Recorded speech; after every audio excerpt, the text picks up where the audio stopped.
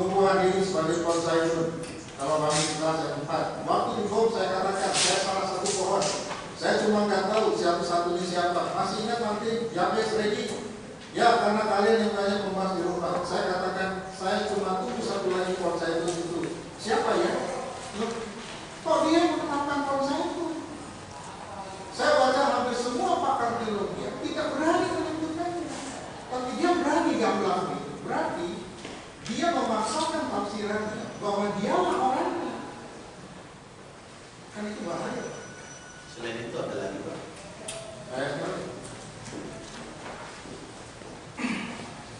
Menggunakan kisah di Gunung Tabor, Musa dan Elia sebagai bukti dua salib besar. Untuk memperkuat pernyataan sebagai salib, dia menggunakan Gunung Tabor. Itu dari Lukas 9 ayat 8 sampai 31. Jadi sebenarnya apa yang diajarkan oleh dia tidak berbeda dengan apa yang diajarkan sebenarnya oleh Makabe Semuanya. Sama, cuma bedanya bahwa orang itu gila karena mengatakan yang satu Musa, satu Elia. Gak ada bedanya.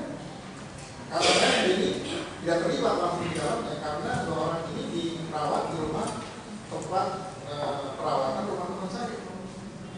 Jadi kalau kita pelajari sebenarnya ini sangat bahaya. Itu sebabnya dalam pengajaran ini sebenarnya ini yang saya sebut out gitu Pak. Ini ciri para bidat. Kalau bahasa dari bahasa Latin itu pemujaan atas kehilangan. Jadi memang sudah mengarah kepada individu. Walaupun menggunakan nama Tuhan, sebenarnya Tuhan itu hanya digunakan saja. Jangan lupa, 2 Korintus mengatakan iblis itu malaikat Tuhan. Dia bisa menggunakan nama Yesus, tetapi dia pun sebenarnya. Tapi bisa. Nah ini yang bahaya dalam sejarah. Baik, jadi kalau demikian, secara terperinci dakwaan yang mana-mana nggak bisa Bapak terangkan sekarang, yang mana-mana yang salah di antara dakwaan ini. Dia bisa dibaca dalam bagian saya. Oke, ya itu kita sepakati dulu. Kalau itu adanya memang seperti itu kan itu. Baik, Bu Jaksa silakan apalagi hendak itu dengan keberadaan Bapak ini tidak jauh-jauh langsung fokus. Terima kasih. Tadi sudah bahas sebagian dari khotbah terdakwa yang dianggap menyimpang. Di sini kami yang menanyakan adalah tentang khotbah terdakwa yang mengatakan bahwa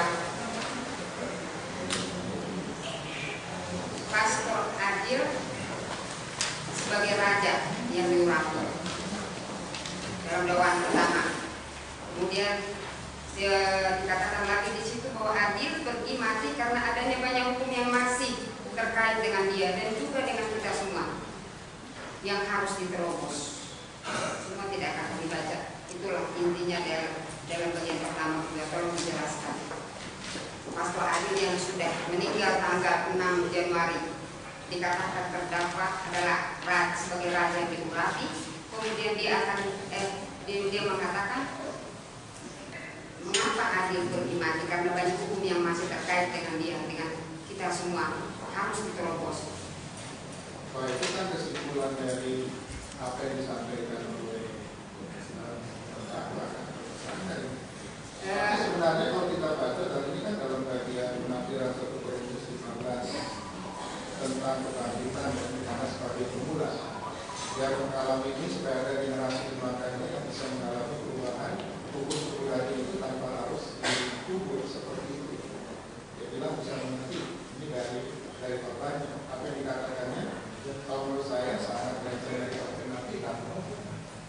Mengapa? Karena hanya satu-satunya yang keluar dari alam. Karena istilah dosa itu panas, itu hukuman maut, hukum kekal. Sehingga manusia yang jatuh dalam dosa itu di bawah hukum itu. Itu sebabnya manusia ditebus itu keluar dari hukum alam itu. Nah kalau itu dipakai sebagai kebenaran berarti itu pula dokter. Tetapi apa yang ditampilkan oleh dia sebenarnya dia mengatakan di sana dilatih Dan saya pikir that's impossible, itu tidak mungkin. Ya, mengapa di sana perlu dilatih dan nanti turun bersama dengan pasukan yang ramai-ramai ini? Dan dia punya hubungan dengan antara dia yang hidup dan yang mati. Buat saya itu melantun. Jadi, ya, karena adil itu bukan pemulanya, Kristuslah pemulanya atau Yesus yang dibangkitkan dari antara orang mati itu sesuai dengan nas 1 Korintus 15. Jadi, ya mungkin karena ketidakcermatan dan memang sudah punya filosofi. Nah ini yang saya bilang bahayanya dalam penafsiran. Yaitu disebut exegesis, yaitu dia mencari ayat-ayat yang mendukung apa yang dia mau katakan. Bukan exegesis. Exegesis berarti saya masuk ke dalamnya, mengambil artinya bagi saya. Itu bedanya antara exegesis dan exegesis. Dan hampir semua kebanyakan itu exegesis. Dia sudah punya pola pandang.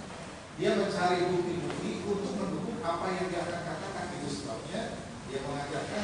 Jadi kalau dilihat dari pengajarannya sebenarnya tidak ada yang runtuh, semua terpisah-pisah. Dan tidak ada satupun di mana Allah atau Yesus Kristus itu hadir.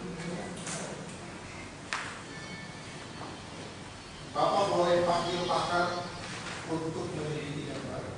Kalau saya salah, tapi pakar yang betul. Dan saya yakin mereka akan mengatakan hal yang sama seperti saya katakan. Kemudian terdakwa juga mengatakan bahwa dalam pengajarannya keluarga adalah tempat jalan lain, ibu cuma tempat jalan lahir.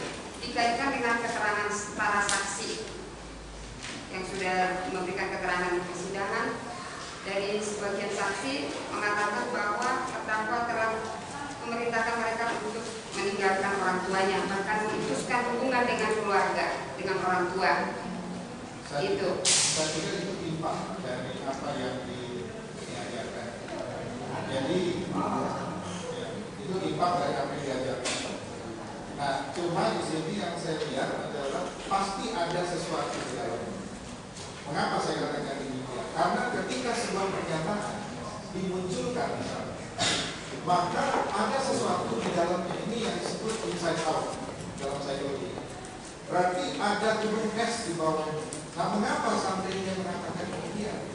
Saya yakin ada sesuatu yang dia sembunyikan.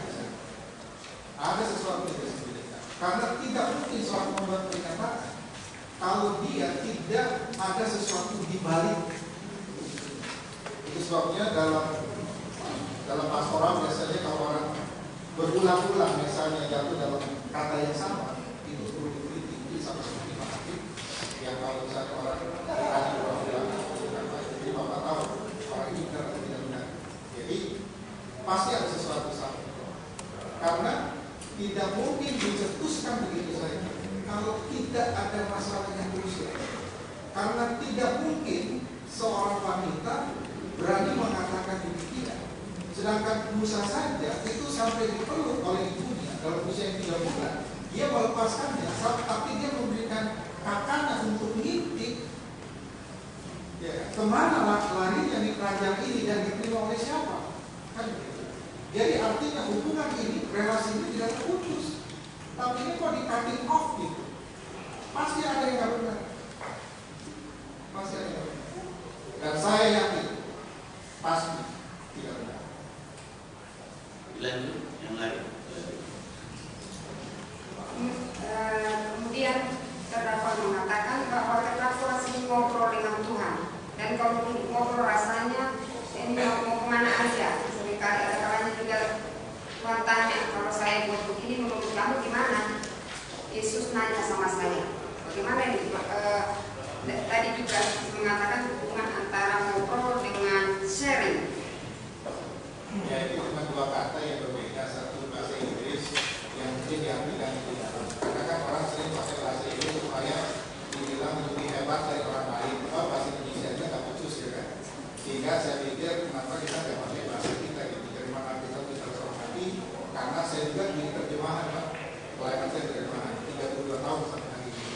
Sehingga saya tahu betul pergumulan rekan-rekan saya di Allah ini. Bagaimana